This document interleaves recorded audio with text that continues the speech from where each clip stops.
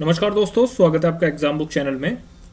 दोस्तों, जैसा कि 12 तारीख से जो है वो आपका स्टार्ट है। कल से आपका जो है प्रोग्राम पूरा स्टार्ट हो रहा है। और सबसे जो एक मेजर जो आपके दिमाग में जो सवाल है वो ये है कि हम कितने क्वेश्चन करें जिससे कि हमारे ऊपर जो है वो नॉर्मलाइजेशन का जो है इम्पैक्ट कम से कम हो। ठीक है, सबसे पहला सवाल तो हम यही देखेंगे। उसके बाद हम ये देखेंगे कि क्वेश्चन को जब हम करते हैं, क्वेश्चन को करने का सबसे एक तरीके से कौन से ऐसे तरीके होते हैं जिससे कि हम अपना समय भी बचाते हैं और हम ज़्यादा से ज़्यादा क्वेश्चन जो है वो कर सकते हैं। क्या ऐसी ट्रिक्स होती हैं वहाँ पर जो आपको करनी पड़ेंगी। ठीक है, वीडियो स्किप मत करना, हो सकता है आपके लिए ये एक तरीके से कुछ अच्छा साबित हो, रामबाण साबित हो। ठीक है, तो चलिए सबसे पहले शुरू करते हैं कि हाँ भाई, सबसे जो मेजर क्वेश्चन है कि भाई पेपर में क्वेश्चन कितने करने हैं, क्वेश्चन आपको कितने अटेम्प्ट करने हैं टोटल। तो देखिए, मैं आपको बता देता हूँ कि बहुत सारे टीचर्स से लगा के बहुत सारे जो है बच्चे भी बहुत सारे कंफ्यूज हैं। तो मैं आपको ये बताना चाहता हूँ कि आपको 160 में से 160 क्वेश्चन अटेम्प्ट करने हैं। ठीक है, मतलब आपको सारे क्वेश्चन अटेम्प्ट करके आने हैं। अब उसमें से चाहो आपको 110 आते हो, 120 आते हो, 130 आते हो। ठीक, पहले भी मैं आपको बता चुका हूँ कि देखिए होता क्या है कि नॉर्मलाइजेशन में, जैसा कि लास्ट टाइम जैसा नॉर्मलाइजेशन हुआ था 2016 वाले जो पेपर था उसमें, जो यूपीएसआई का उसमें नॉर्मलाइजेशन हुआ था, उसमें नॉर्मलाइजेशन एक कंट्रोवर्शियल जो है वो उसमें चला गया था। तो इस बार ये चीज़ का भी बहुत ध्यान रखेंगे कि नॉर्मलाइजेशन में इतना बड़ा इम्पैक्ट ना पड़े। ठीक है, देखिए होता क्या है कि नॉर्मलाइजेशन में आपका जो जो पेपर होता है, जो क्वेश्चंस होते हैं, उसमें आपके 3 से 4 क्वेश्चंस तक का ही अंतर आता है एक नॉर्मल नॉर्मलाइजेशन में। ठीक है, जबरदस्ती कंट्रोवर्सी क्रिएट करनी होगी तो वो कर देंगे ज़्यादा का, लेकिन 3 से 4 क्वेश्चंस तक का आपको जो है एक पूरा आपको एक इम्पैक्ट आता है उसमें कि वो 3 से 4 क्वेश्चन प्लस भी हो सकते हैं, 3 से 4 क्वेश्चन माइनस भी हो सकते हैं। ठीक है, क्योंकि ये इक्वी परसेंटाइल मेथड है इसलिए इसमें इतना बड़ा इम्पैक्ट नहीं पड़ता है। ठीक, बट तब भी अगर आप 4 क्वेश्चन भी लगा के चलते हैं, 4 क्वेश्चन, तो ये लगभग 10 नंबर के करीब बैठ जाता है। क्योंकि भाई एक क्वेश्चन आपका 2.5 मार्क्स का है, तो आप लगा लीजिए 10 नंबर आपके इधर से उधर हो सकते हैं, प्लस में भी जा सकते हैं, माइनस में भी जा सकते हैं। ठीक है दोस्तों, तो 160 क्वेश्चन अगर आप मान लीजिए किसी बंदे को सिर्फ 110 क्वेश्चन आते हैं, अब वो क्या करता है, 50 क्वेश्चनों पर अपना गैस वर्क काम करता है। 50 क्वेश्चनों में से मैं ये कहता हूं कि मान लीजिए अगर उस बंदे का आपका 45 क्वेश्चन बहुत ही खराब नसीब है, पाताल लोक में अगर नसीब है, तब 45 क्वेश्चन गलत हो जाते हैं। 5 क्वेश्चनों में वो प्लस में बैठता है, तो टोटल स्कोर कितना हो गया, 115 हो गया। नॉर्मलाइजेशन के कारण वो क्या करता है कि 5 क्वेश्चन गंवा देता है, टोटल स्कोर कितना हो गया, 110 नंबर क्वेश्चन। अब अगर मान लीजिए वो 110 ही क्वेश्चन ना रखा, मैं ये कहता हूं कि इस दुनिया में खासकर यूपीएसआई में कोई ऐसा नहीं होगा जो ये कह सकता है कि नहीं मैं 110 करके आया हूं तो 110 ही क्वेश्चन मेरे बिल्कुल ठीक है। 100% एक्यूरेसी जो है वो पॉसिबल नहीं है। अगर मान लीजिए आपने 110 क्वेश्चन करके आ गए आप, और 110 क्वेश्चन करने के बाद आपको 5 से 7 क्वेश्चन गलत हुए आपके, तो 5 से 7 क्वेश्चन अगर आपके गलत होते हैं तो बचते हैं आपके 103। 103 में मान लीजिए 3 क्वेश्चन आपके जो है नॉर्मलाइजेशन में चले जाते हैं, तो 100 मार्क क्वेश्चन आ गए। सिलेक्शन के चांसेस रहते हैं इस पर, बट एक जब भी मैं आपसे सभी से कहना चाहता हूं कि पूरी कोशिश करना कि आप बाउंड्री लाइन पे ना आओ, क्योंकि एक बाउंड्री लाइन का जो स्कोर होता है वो इतना ज़्यादा परेशान करता है कि आप सोच नहीं सकते। वो नींद भी नहीं आने देगा आपको, वो आपको दौड़ने भी नहीं देगा, वो आपको डीबीपीएसटी भी तैयारी भी नहीं करने देगा, वो कुछ नहीं करने देगा, क्योंकि आपके दिमाग में आएगा अगर हो गया तो ठीक है, नहीं हुआ तो क्या होगा, ये वाली चीज़ें होती हैं उसमें। तो आपको 160 क्वेश्चन जो हैं वो पूरे आपको अटेम्प्ट करके आने हैं। अब मैं कुछ टिप्स देना चाहता हूं जो कि आपको एग्जामिनेशन रूम में बहुत ही सावधानी से फॉलो कर रहे हैं। देखिए, एक एक करके देख लेते हैं। सबसे पहले आपको बहुत शांत रहना है। ठीक है, शांत रहेंगे तो आपका बीपी कंट्रोल में रहेगा। बीपी कंट्रोल में रहेगा तो आप क्या करेंगे कि जो आप पे सवाल आता है उसको भी गलत नहीं करेंगे। देखिए, होता क्या है सीन कि आप बहुत ही ज़्यादा घबराते हैं जब, तो आप सबसे पहला आपको जो नहीं करना है वो ये नहीं करना है कि आपको आता हुआ क्वेश्चन, मतलब जो आपको 100% श्योर है, उसमें आपको ऑप्शन जो गलत लगाते हैं वो नहीं लगाएंगे। ह्यूमन एरर के चांसेस नहीं होने चाहिए आपकी शीट पे, ह्यूमन एरर नहीं होना चाहिए, ठीक है। ह्यूमन एरर से, इस ह्यूमन एरर से अगर आपने 3 से 4 क्वेश्चनों में भी अगर आपने ऑप्शन गलत लगा दिए तो आप समझ लीजिए 10 नंबर पीछे हो गया, और 10 नंबर यहाँ पीछे होंगे तो कम से कम 5 से 7 लाख बच्चों से या 2 से 4 लाख बच्चों से आप पीछे चले जाएंगे। ह्यूमन एरर आपके में नहीं होना चाहिए। दूसरा, आपको क्या करना है कि क्वेश्चन नंबर 1 से देखना है, जो पहले तो वो बच्चे जिनको जो पोर्शन अच्छा लगता हो, हिंदी अच्छा लगता हो, मैथ अच्छा लगता हो, जो जिसमें बहुत ही मजा आता हो, सबसे पहले वो देख लेंगे, ठीक है। टाइम का बहुत ध्यान रखेंगे।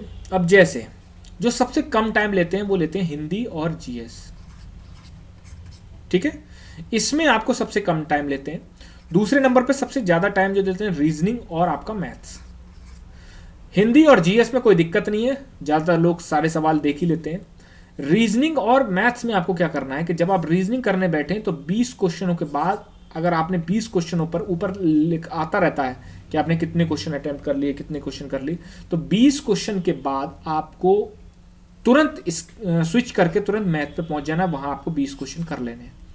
इसका रीजन क्या है, बहुत सारे बच्चे रीजनिंग में ही अटके रहते हैं और जब 15-20 मिनट बचते हैं तब वो मैथ पे आ पाते हैं, और 15-20 मिनट में तो उनका सेक्शनल कट ऑफ भी निकलना मुश्किल हो जाता है। तो इसलिए सबसे पहले अपने आप को सेव करो, लाइफ जैकेट पहनो, ठीक है। अगर आपको तैरना नहीं आता है तो लाइफ जैकेट तुरंत डालो। लाइफ जैकेट का मतलब आपको सेक्शनल कट ऑफ लायक, मतलब बहुत सारे लोग कहेंगे 14 क्वेश्चन, तो नहीं, नॉर्मलाइजेशन को मिला के आपको बिल्कुल सेफ जोन जो आपकी रहती है वो रहती है 20 क्वेश्चन। 18 to 20 क्वेश्चन तक आपको रीजनिंग में जैसी कर लें वैसे तुरंत स्विच करके मैथ में चले, क्योंकि सबसे ज्यादा टाइम यही 2 सब्जेक्ट लगाने वाले हैं आपके, ठीक है। जो भी दिमाग लगाएगा, वो जो भी एग्जाम सेटर करने वाला है, जो दिमाग लगाएगा, जिसमें वो चाहेगा कि आपका जो है टाइम वेस्ट हो, वो यही है रीजनिंग और मैथमेटिक्स, ठीक है दोस्तों। उसके बाद आपको उसके बाद क्या करना है, जैसे मान लीजिए आपने हिंदी हो गया, जीएस हो गया, रीजनिंग हो गया और मैथ्स हो गया। अब मान लीजिए आपने क्या करा कि रीजनिंग में कोई सवाल करने बैठे, मान लीजिए बिल्डिंग वाला, पजल वाला जो सवाल था वो करने बैठे आप। ऐसा होता है ना कि 4 फ्लोर की या 6 फ्लोर की एक बिल्डिंग है, राम लाल कलर की शर्ट पहनता है लेकिन वो क्रिकेट नहीं खेलता, इस टाइप से था। अब आपने मान लीजिए क्या करा, बिल्डिंग ब्लॉक बना लिए भाई, इस तरीके से बना लिए, थोड़ा बहुत आपने उसमें भर भी लिया, हाँ क्या कैसा, बट आपका आंसर नहीं आया या आपको ज्यादा टाइम लग रहा है, तो उस क्वेश्चन को ध्यान से सुनिएगा, उस प्रॉपर क्वेश्चन को आपको क्या करना है, उसको बुक मार्क करना है। समझिए दोबारा, जो क्वेश्चन आपका लॉजिक नहीं लग पा रहा, लेकिन जिस क्वेश्चन को आपने हाफ तक सॉल्व कर लिया है, उस क्वेश्चनों को आपको बुक मार्क करना ही है। रीजन बता देता हूं मैं आपको। रीजन ये होता है कि जैसे मान लीजिए 40 क्वेश्चन आए रीजनिंग में, अब आपने मान लीजिए पजल वाला, जब आपने पूरा पेपर देख लिया उसके बाद आपके दिमाग में रीजनिंग में पजल वाला क्वेश्चन है, अब आप क्या करेंगे, उन 40 सवालों को देखते रहेंगे, कौन सा होता है। अगर दोस्तों 10 सेकंड भी आपने इस चीज में गंवा दिए तो आप ये समझ लीजिए कि अगर आपने 20 क्वेश्चन पे अगर ऐसा कर दिया तो 200 सेकंड हो गए, ठीक है। आप 200 सेकंड को आप मिनट में बदल लीजिए, ठीक है। या फिर मैं कहता हूं कि मान लीजिए 24 क्वेश्चन अपना इक्वेशन के लिए 24 क्वेश्चन आ गए तो 240 सेकंड हो गए, बटे 60, 6 चौक 24, 4 मिनट आपने गंवा दिए सिर्फ ये देखने में कि कौन सा क्वेश्चन था जिसको हमने आधा सॉल्व किया था। तो सिंपल तरीका है, उसको बुक मार्क करके चलिए, ये सारे पोर्शन में ये चीज एप्लीकेबल रहेगी। अब सोचिए कि अगर यही क्वेश्चनों की लिमिट है तो 24 लिया, यही 50 होगी, 60 होगी, क्योंकि भाई ऐसा तो है नहीं कि पहली बार में आप जो है पूरे 140 पेल दे रहे हैं ना, ज्यादा से ज्यादा 90 क्वेश्चन आप कर पाएंगे एक बार में सिंगल रन में। सबसे पहले आपको क्या करना है कि सिंगल रन में जो आपको 100% श्योर, अब जैसे मान लीजिए कपड़े का उद्भव, कपड़े का तद्भव क्या होता है, ठीक है, कपड़े का तत्सम हो गया, तद्भव हो गया, जो भी हो गया, क्या होता है। तो भाई उसमें 4 ऑप्शन देके सीधा पता चल गया, हाँ करपट होता है, तो करपट पे फटाक से लगा के चले गए। मतलब ये क्वेश्चन आपको 100% एक्यूरेसी के साथ आता था। ऐसे ही क्वेश्चन आपको हिंदी में, जीएस में, रीजनिंग में, मैथ में करते चले जाना है एंड तक। सिंगल रन में आपको मैक्सिमम क्वेश्चन देखते चले जाने हैं, पहले बार में तुक्के नहीं लगाने हैं, ठीक है। और सिंगल रन में आपको क्या ध्यान रखना है, जो मैंने ये चीज बताई बुकमार्क वाली, ये आपको ध्यान रखनी है। इसमें दो तरीके से आपको काम करना है। पहला, वो सवाल जो आपने आधे सॉल्व कर लिए हैं या फिर पूरे सॉल्व कर लिए हैं, जिनका लॉजिक इतना ज़्यादा प्रेशर बिल्डअप हो जाएगा ना कि आप पे सवाल ही नहीं आएंगे, वहाँ पे आंसर ही आने में कैलकुलेशन मिस्टेक हो जाएगी। तो कभी कभी क्या होता है, हम दोबारा देख लेते हैं, ठीक है, कि हाँ भाई क्या कैलकुलेशन थी, ठीक है, आ गया आंसर। दूसरे वो सवाल आपको बुकमार्क करने हैं जो कि आपको 50-50% उसमें आता है। ये आपको ज़्यादातर रीजनिंग और उसमें हिंदी और जीएस में आपको देखने को मिलेगा कि दो ऑप्शन गायब कर दिए हमने, दो ऑप्शन नहीं हो सकते हैं। एलिमिनेशन मेथड को बहुत ही अच्छे से फॉलो करना, जीएस में, हिंदी में, रीजनिंग में और मैथ्स में एलिमिनेशन मेथड बहुत ही ज़्यादा फायदेमंद होता है, ठीक है। तो 50-50% जिनमें आपको लग रहा हो कि हाँ इसमें दो ऑप्शन तो नहीं हो सकते, उसको आपको बुकमार्क करना है। क्या पता जब आप दोबारा रिटर्न आए तो आपको वो क्वेश्चन हो जाए, या फिर जब भी आप 50-50% वाले में मान लो तुक्का भी मारेंगे, तब आप सोचिए 1/2 की प्रोबेबिलिटी होगी, मतलब 50% वो सही भी हो सकता है और 50% वो गलत भी हो सकता है। तो 1/2 की प्रोबेबिलिटी हो जाएगी आपकी सही होने की, ठीक है दोस्तों। इन दो चीजों में आपको बुक मार्क करके ही चलना है। असल में क्या होता है ना, बहुत सारे बच्चे जो सीबीटी देते हैं, कंप्यूटर बेस्ड टेस्ट देते हैं, उनको बुक मार्क करना ही नहीं आता है। तो आप इस तरीके से बुक मार्क करेंगे कि क्यों, यूज केस क्या है बुक मार्क का, ठीक है। इससे क्या है, इससे जब आपके उसमें जो ऑप्शन होते हैं ना कि आपने कितने सॉल्व कर लिए हैं, बुक मार्क कितने कर लिए हैं, और आपने जो है वो नॉट सॉल्व आपने कितने कर लिए, तो आप ये लगा सकते हो कि हाँ सॉल्व और बुक मार्क वाले मिला के मैं सेफ जोन में पहुंच रहा हूँ नहीं पहुंच रहा हूँ। सेफ जोन के लिए मैं वीडियो आपको नेक्स्ट वीडियो बना दूंगा मैं आपको, ठीक है। आपका जो है सुबह तक वीडियो आ जाएगी वो, कि आपको सेफ जोन कितना करना है, लेकिन आपको अटेम्प्ट सारे करने हैं, सेफ जोन कितना रहेगा उसके लिए मैं बता दूंगा आपको। तो ये दोस्तों सारे ये चीज़ें थी कि आपको किस तरीके से आपको प्रॉपर एक एक चीज़ें लेके चलनी है, ठीक है। हिंदी में आपको किसी भी तरीके से जो वन लाइनर होते हैं, जैसे पर्यायवाची, विलोम, तत्सम, तद्भव, देश, वर्तनी, इन सब में आपको कंफ्यूजन नहीं पैदा करना है। हिंदी के लिए एक चीज़ और मैं आपको बता देता हूँ, हिंदी में जो बोलने वाली भाषा होती है, जो बोलने वाली भाषा होती है और जो लिखने वाली भाषा होती है दोस्तों, उसमें बहुत अंतर होता है। वर्तनी जब आती है, वर्तनी, तो वर्तनी में 70% बच्चे गलती कर देते हैं, क्योंकि उनको लगता है कि जो हम बोलते हैं ना, छोटे ऊ की मात्रा लगाते हैं, छोटे ई की मात्रा लगाते हैं, तो वो लिखने में भी वही लगाते होंगे, ठीक है। ऐसा नहीं है, ठीक है। तो इसीलिए आप बहुत सावधानी से वर्तनी को करके जाइएगा, क्योंकि फ्री के नंबर होते हैं। बोलचाल में जो आप बोलते हैं जरूरी नहीं है कि वो लिखते भी वही मात्रा के साथ हों। बहुत सारे शब्द ऐसे मिल जाएंगे जो बोलते बोलते बोलते बोलते वो छोटे ऊ का मात्रा लगती थी, लेकिन वो जो है बड़े ऊ की बोलने में लगा दी, लेकिन लिखने में आपको शुद्धता बरतनी पड़ती है। तो इसीलिए आप वर्तनी में ध्यान रखिएगा। संधि के लिए मैं आपको बता देता हूं, संधि में आपको क्या करना है। देखिए, जैसे कि मान लीजिए आपको संधि बिल्कुल नहीं आती, ठीक है, तो संधि के लिए क्या करिए कि आप जो है, मैं आपको अपना पर्सनल आपको बता देता हूं कि मुझे भी हिंदी में कोई ना पढ़ने में इंटरेस्ट था और ना ही मुझे जो है हिंदी कुछ आती थी। संधि एक ऐसी चीज़ थी जो मुझे हमेशा प्रॉब्लम करती थी, क्योंकि संधि में ऐसा लगता था मुझे कि ये मैथ्स का जो सबसे टफ टॉपिक होता है ना, वही संधि है, जिसे सबको एडवांस से बहुत डर लगता है। मेरे लिए संधि बहुत एडवांस। मैंने क्या ट्रिक निकाली, मैंने संधि में कोई फॉर्मूले वगैरह नहीं पढ़े, उसमें आ ई कोई ऊ की मात्रा होती है वो कुछ नहीं पढ़ा। मैंने क्या करा, जैसे मान लीजिए दीर्घ संधि है, ठीक है, विसर्ग संधि है, ठीक है, उसमें मैंने क्या करा कि बोल के देखा, मैंने उच्चारण करा कि उच्चारण करते समय कैसे निकल सकता है। तो सेंस के थ्रू संधि विच्छेद भी आप कर सकते हैं जब आपको कुछ नहीं आता हो, ठीक है। और यकीन मानिए मेरे संधि में आज तक कभी गलत नहीं हुए क्वेश्चन, कभी गलत नहीं होते संधि में खासकर, क्योंकि उन शब्दों को, उन चीजों को मैं बोल के देख लेता हूं, तो मुझे पता चल जाता है कि हाँ ये जो है संधि आ रही है और इसका क्या मतलब, मेरे दिमाग में ऑटोमेटिकली संधि विच्छेद हो जाती हैं चीजें, सिर्फ उच्चारण करके, बोल के कि हाँ मन में बोलिए, और अगर वो बड़ा ऊ या बड़ा बड़ा कुछ ऐसा बना रहा है तो अपने आप ही ऑटोमेटिकली वो ऑटो पायलट पे चला जाता है सारी चीज़ें, ठीक है।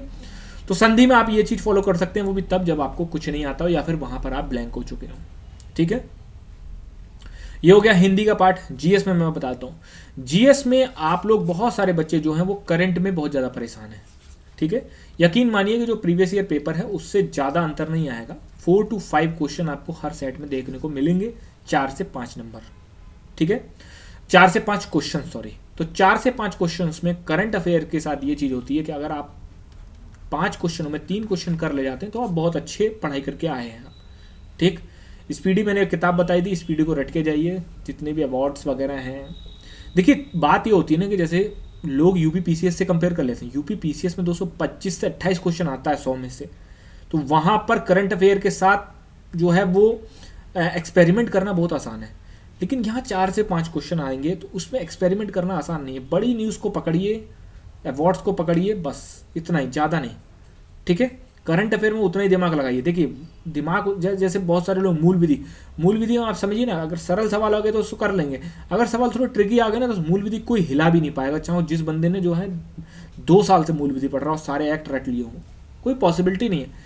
आपको दरोगा बनना है, बहुत आसानी से बनना है। दिमाग पर प्रेशर लोड लेके रैंक 1 आएगी तब भी दरोगा ही कहलाओगे, आईपीएस नहीं मिलेगा वहाँ पे, ठीक है।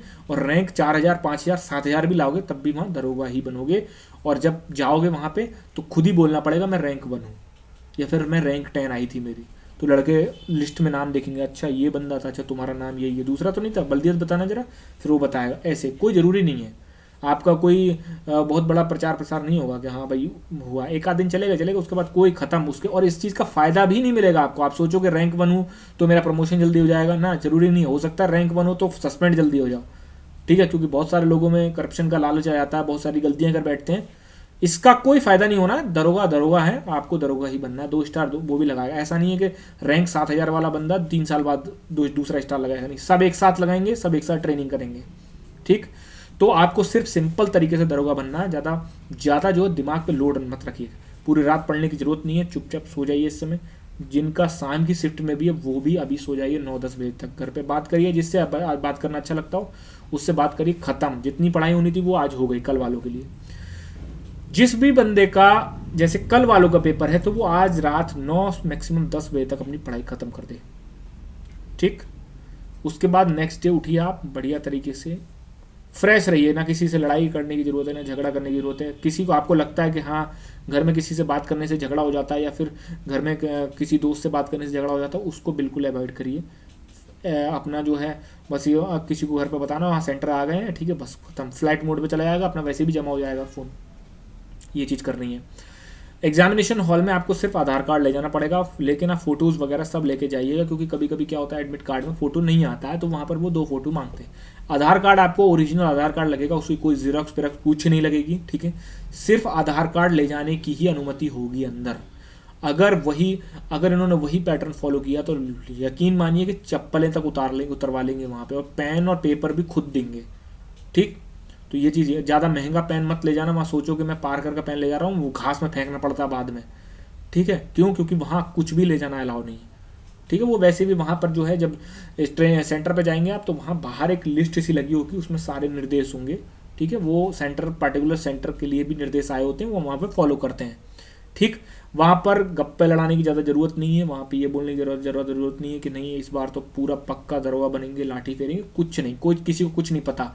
बहुत सारे लड़के ऐसे भी देखे हैं मैंने, बहुत ही अच्छा स्कोर है, 400 में से 280 स्कोर, 320 स्कोर ऐसा था, और वो दौड़ ही नहीं लगा पाए। तो अपने ये वाला स्कोर को फाइनल स्कोर मत मान के चलिएगा। अगर आपके कम भी अटैम्प्ट हैं तो ये इसका मतलब ये नहीं, बहुत सारे धुरंधर जो होते हैं, देखिए बहुत कम कॉम्बिनेशन मिलता है कि भाई आप पढ़ने में भी तेज हैं तो आप फिजिकली भी अच्छे होंगे, बहुत कम कॉम्बिनेशन होता है ये, ठीक है। खासकर जब दरोगा के लिए 28 तक एज हो जाती है, कुछ अगर आप अगर आप कैटेगरी वाले हैं तो 33 तक 32 तक एज हो जाती है, शरीर भी जो है उस तरीके से काम नहीं कर पाता है, तो बहुत कम कॉम्बिनेशन होता है। ज़्यादातर ये चांसेस देखने को मिले हैं कि जिनके हैवी स्कोर होते हैं वो ज़्यादातर मतलब 60 to 70% बच्चे दौड़ नहीं लगा पाते हैं, ठीक है। तो आप ये भी एक चीज़ें चलती हैं कि हाँ ऐसा भी होता है। तो उससे क्या होता है, जब हैवी स्कोर वाले बाहर निकलेंगे तो ऑटोमेटिकली लो स्कोर वाले अंदर आएंगे, अगर आपने फिजिकल क्वालिफाई कर लिया तो, ठीक है। बहुत ही कूल रही है, दिमाग से बढ़िया एकदम फर्स्ट क्लास, जितनी तैयारी करी आपने परफेक्ट तैयारी करी, डरने की बिल्कुल ज़रूरत नहीं है, ठीक है। सरप्राइजिंग पेपर होगा, टफ पेपर होगा तो सबके लिए होगा, आपके लिए स्पेशल पेपर टफ नहीं होगा। उस शिफ्ट में बैठा हुआ, और अगर आपका टफ पेपर आ रहा है तो यकीन मानिए आपको नॉर्मलाइजेशन में अच्छा फ़ायदा मिलने वाला है, ठीक।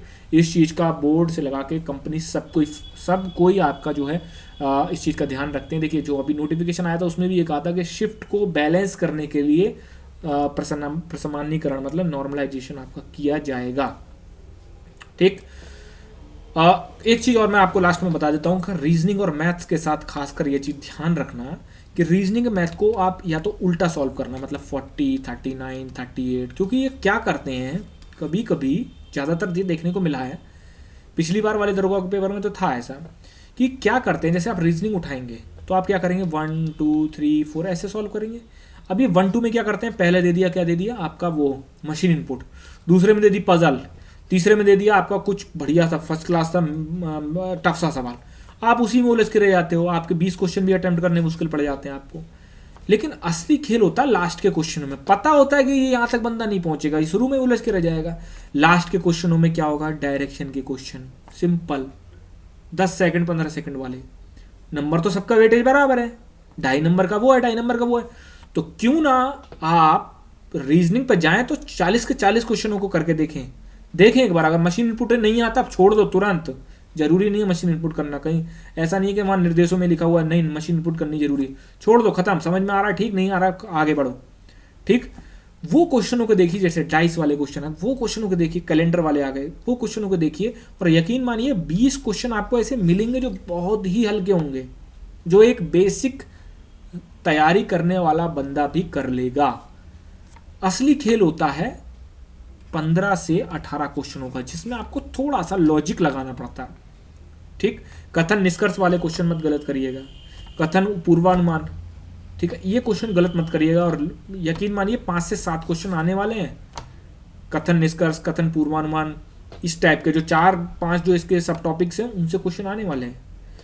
ये दोस्तों अगर आप ध्यान रखेंगे तो आप ये ध्यान रखिएगा कि आप कम से कम 10 क्वेश्चन तक आप ऊपर रहेंगे, प्लस आप 10 मिनट तक का आपको जो है वो हो जाएगा। लास्ट के 4 से 5 मिनट रिव्यू के लिए रखिए पेपर को। आपका पूरा पेपर हो गया, 160 क्वेश्चन अटेम्प्ट हो गए, पूरा रिव्यू करिए, एक एक क्वेश्चन जल्दी रिव्यू करिए। ठीक है, कि कोई क्वेश्चन ऐसा तो नहीं छूट गया है, या कोई क्वेश्चन ऐसा तो नहीं जल्दबाजी में उसका ऑप्शन हमने गलत कर दिया है। ठीक है, क्योंकि ज़्यादातर देखा यह गया है कि 5 मिनट लास्ट के जो होते हैं उसमें बंदा घबराने के अलावा कुछ नहीं करता, वो सिर्फ घबराता, उस पर कुछ सॉल्व नहीं हो पाता। ठीक। तो ये दोस्तों मेरे लास्ट का वो था, जितनी आपकी तैयारी हो चुकी है। कुछ लोग ये कहेंगे रोएंगे मेरा करंट अफेयर नहीं हुआ, कुछ लोग कहेंगे सर मेरी हिंदी रिवाइज नहीं हुई।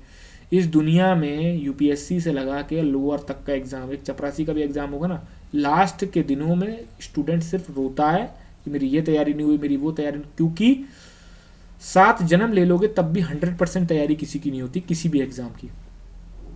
ठीक है, किसी भी एग्जाम की 100% तैयारी कभी होती ही नहीं है, 10, 15, 20, 25% छूटते हैं, क्योंकि ह्यूमन साइकोलॉजी इस तरीके से काम करती है कि बेटा अभी ना तूने वो टॉपिक छोड़ दिया है और यकीन मानो उस टॉपिक से पूरा पेपर आएगा, ये दिमाग में चल रहा होता है।